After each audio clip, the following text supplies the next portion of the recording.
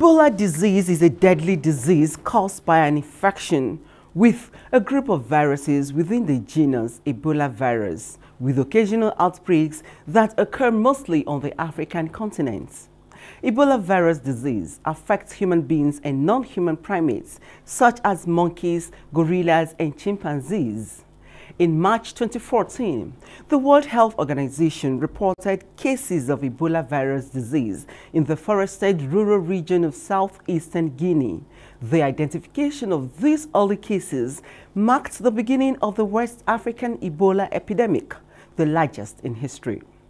The 2014-2016 outbreak in West Africa was the largest and most complex since the discovery of the virus in 1976. Regrettably, there were more cases and deaths in this outbreak than all others combined. From Guinea, Ebola spread to Sierra Leone, Liberia, and Nigeria. In May 2020, the European Medicines Agency recommended getting marketing authorization for a two-component vaccine called Zabdeno and Vabia for persons 1 year and above. The vaccine is delivered in 2 doses. Zabdeno is administered first, and Vabia is given approximately 8 weeks later as a second dose. This prophylactic 2-dose regimen is therefore not suitable for an outbreak response where immediate protection is necessary. On Global Health Digest this week, we will take a trip to Uganda, where the health authorities announced the resurgence of Ebola disease in September 2022. How has the country been able to handle the scourge? How accessible are the vaccines? And what is there for other African countries to know, learn, and worry about? These and more questions will be answered on this episode of the program. But first, let's watch this background report.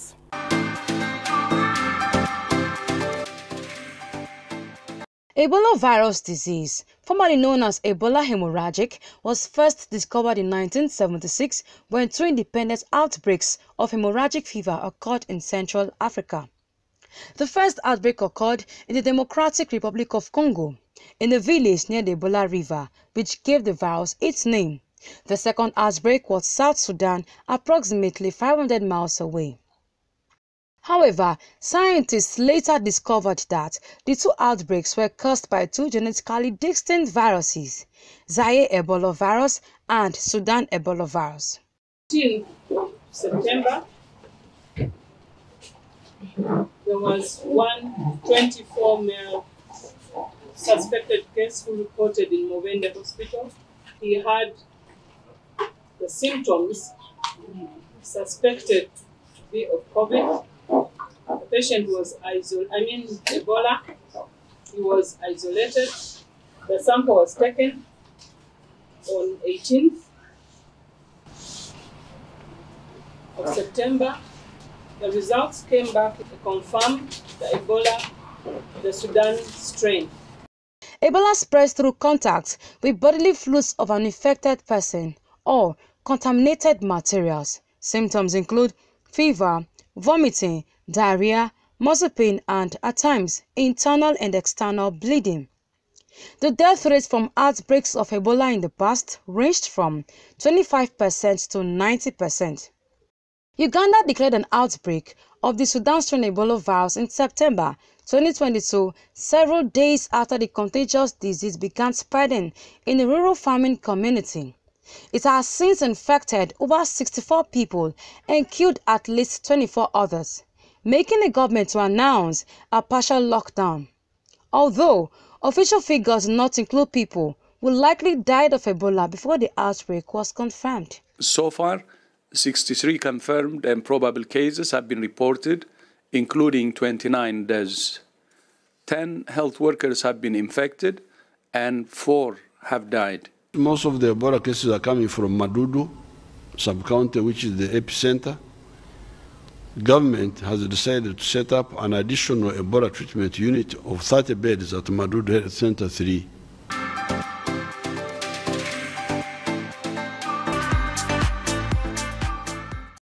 Welcome back. We spoke with some journalists in Uganda to have first-hand information on the situation there as the government intensifies efforts to combat the scourge. So there is a lot of panic and tension owing to the fact that the country has just or is just trying to recover from the COVID-19 restrictions and the economy going down. So there is a lot to deal with. But the most recent is the country's desire to come up with avenues of looking for money. Just the other day, the Ministry of Health, which is in charge of operations of controlling and dealing with any issue-related stuff, reached out, and it is seeking about $18 billion that will help in implementation of different measures, and most especially in controlling the virus and trying to make sure that it is contained. And everybody was crying. I think it is not out of bad will, but it is a way of telling people that, you see, we can live with this, but the main issue is focusing on preventive measures. Telling the community to be as careful not to hug anybody, to be very, very, very cautious about hugging and going close to different people. I think it is much more better to focus on preventive measures, because if we keep in lockdown, I don't think the country will be able to recover. I come from Mityana district, which is in central region of Uganda, and Mityana is neighboring Kasanda district and Mubende district. Ebola was detected in Mubende district first, which is near Mityana, and I know the kind of people in the communities in these districts.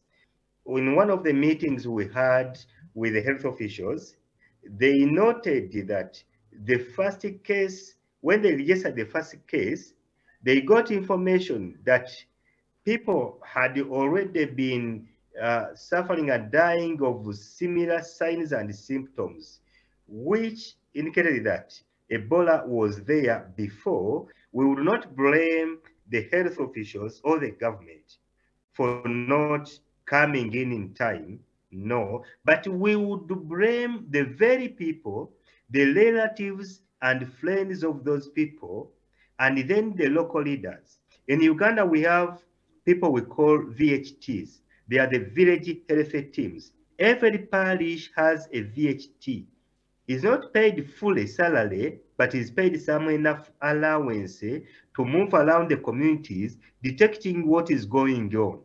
So if the village leadership, the parish leadership, the relatives and friends could not report to the leaders and the VHTs, then it is them to blame, but not the government. I would not call that neglect, because when the government, by the time the government came in and these other many non-government organizations, that's when they had learned that the way these people are dying is not the normal diseases, not because of the normal diseases we get. The efforts, I think, which are being put up by the government and the international organizations are so great that maybe they will be able to fight it. In a period of 1 week, the Minister of Health, the National Minister of Health, has been in the Mubende district for 2 times. The last time he came 2 days ago, she went around the affected neighboring districts like Kasanda, Mubende, and Chegegwa, touring, visiting the isolation centers, and meeting the district leaders over it. So given the activities going on, I think the efforts put in may yield some good results in the fight against the virus. So I'm expecting some challenges coming up within the fight. And then at the end of the day, maybe some people will negatively be affected so much, but others will benefit. Like now, when the district has been, when Al-Kassan have been having a challenge with the transportation. one district in Mbende has so far in the past 2 weeks got 34 vehicles, of which 4 are Class B ambulances. After Ebola, all those are going to stay within the district and to serve the community. So much as this is a challenge, but still at the end of the day, maybe the community will benefit.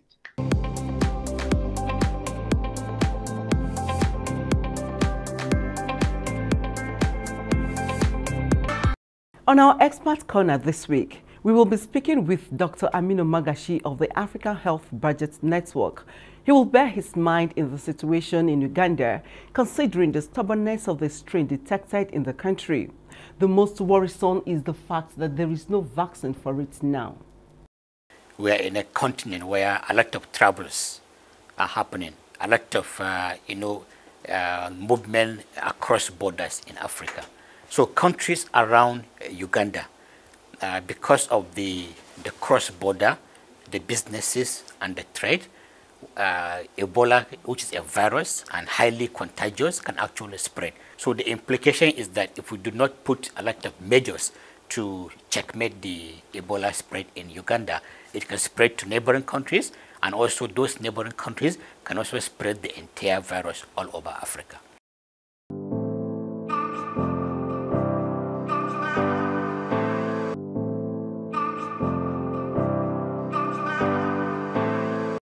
We must worry about every infection and every outbreak in Africa.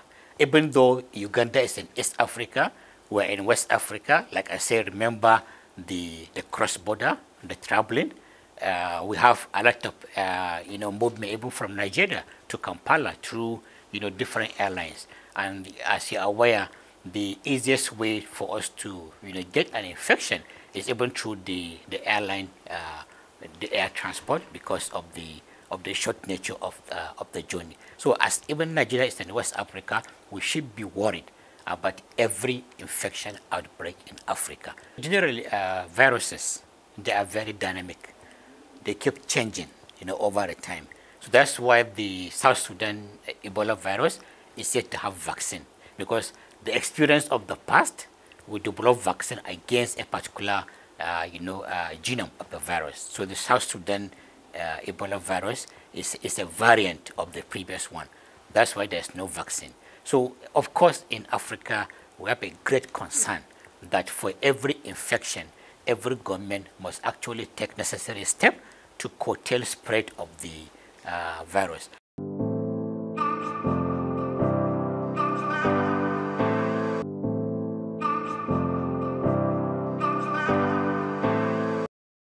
Health security should be taken very serious.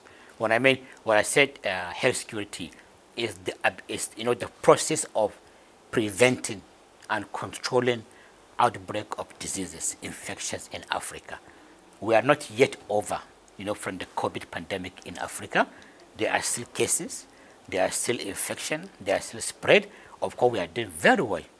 We have done very well to curtail the spread of COVID-19, but it's not over yet. Now with the Ebola virus, and we are also aware there are other emerging infections like the monkeypox, the Lassa fever, the Marburg disease. There are so many things in Africa. What it means with the Ebola virus, we have to strengthen our health security, our ability to detect, to prevent, and to control every outbreak of infection in Africa. In summary, we need to put more funding, not only international funding, we need to put a domestic funding. Every African country must invest adequate funding and human resources to curtail spread of infection. We need to also collaborate so that the unity in Africa is not only unity in trade. We have to learn from the previous Ebola outbreak in West Africa, in Sierra Leone, in Liberia, in Guinea, and so many other places to improve inter and cross-border collaboration, to improve contact tracing, to ensure surveillance, and also we need to empower our port health in Nigeria, in Africa, and everywhere. And we also need to work with international community to ensure that we have the maximum support and also pressure of African leaders to step off campaign and also awareness against Ebola virus. So Nigeria, we need to also appeal to our Mr. President and also the Minister. You're aware that our national action plan, for health security and accountability is expiring end of this year, and also our own, One Health strategy, a campaign to look at environment, human health, and also, water and hygiene, and also plant and animals. Is also the plan is also expiring end of this year, and also our antimicrobial resistance action plan. All these plans are very good to help Nigeria respond to health security, and they're all expiring by December, or some of them has already expired, mid this year. So I want to call on our, leaders within the health ministry and all the agencies that we need to revise those plans. We need to galvanize action. We need to escalate our health security conversation, and also intersectoral and multi-sectoral and also multi-stakeholder response and coordination for every health security threat in Nigeria. Dr. Yahaya Disu, Head of Communications, Nigeria Center for Disease Control and Prevention, NCDC, also gives insight into Nigeria's preparedness. Nigeria has conducted risk assessment the moment Ebola was declared in Uganda. And then the findings of the risk assessment was conducted through multi-sectoral collaboration, One Health partners, stakeholders, international and local partners, and then the MDAs led by the Nigeria Center for Disease Control. We have viral hemorrhagic fever technical working group, EVD technical working group, that did this risk assessment using WHO tool. And the finding was that the risk of Ebola coming to Nigeria is high, and both likelihood of coming in and also the possibility of a spread when it comes into the country, considering the places it's likely to enter through. For instance, Lagos, Abuja, and looking at the congestion and the mobility of this population. So, and that has led us to tighten our point of entry, to increase surveillance at the point of entry for people who are arriving from Uganda, the passengers that are traveling through Uganda, or especially passengers that have also indicated that they have been to areas where outbreak is active in Uganda. So, one thing we also do is our point of entry, we are working together at the point of entry officials to also follow up with people who arrive from Uganda for 21 days. And they monitor them. Once after 21 days, if they don't show the symptom, then we discharge them. Because it's an established fact that if somebody has Ebola virus in the system, it will manifest between 3 to 21 days. That's the incubation period. But what is more important for us as a country is to tighten our system to be able to ensure that we put measures in place to be able to detect in case it comes to the country, and ability to respond fast. Like now, our point of entries across Port Harcourt International Airport, Lagos International Airport, Abuja, and then Kano are those places where you are likely to have people coming in from that country. And then we have tightened surveillance, point of entry surveillance, and just like I said, that to follow up with people who arrive from those countries. And then we're also working with the states. We have reviewed our guidelines for case management and for contact tracing, for those things that need to be in place to ensure that we're able to respond effectively in case it lands in the country. Considering the fact that we have strengthened our system, our training centers across the country due to COVID-19 pandemic, we have manpower that were used for Ebola, though some of them might have retired from service, but some young ones now have grown up, as in they become senior officials, and even those ones that have retired are still around.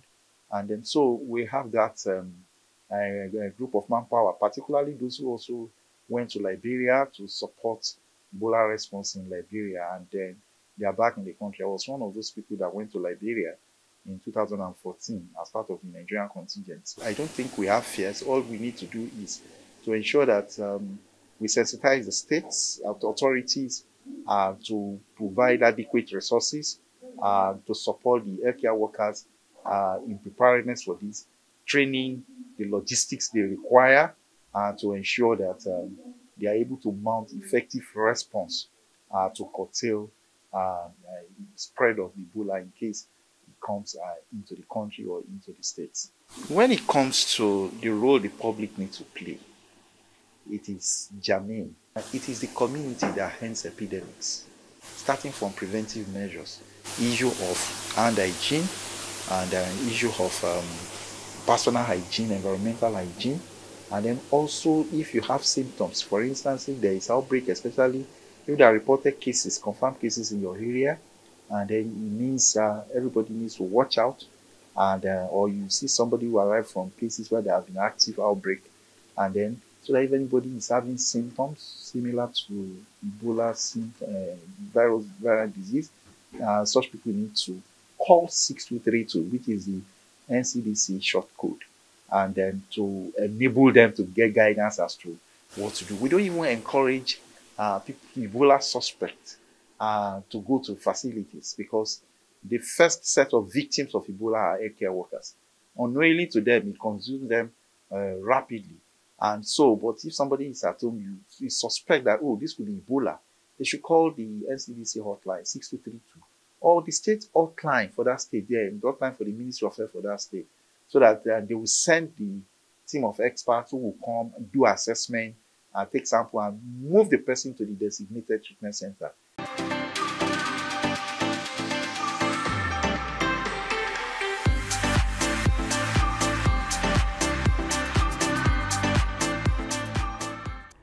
Yes, the advice has always been for everyone to take responsibility of his or her health. That brings us to the end of Global Health Digest this week. I am Uche Ugochukwu. I will leave you with these tidbits.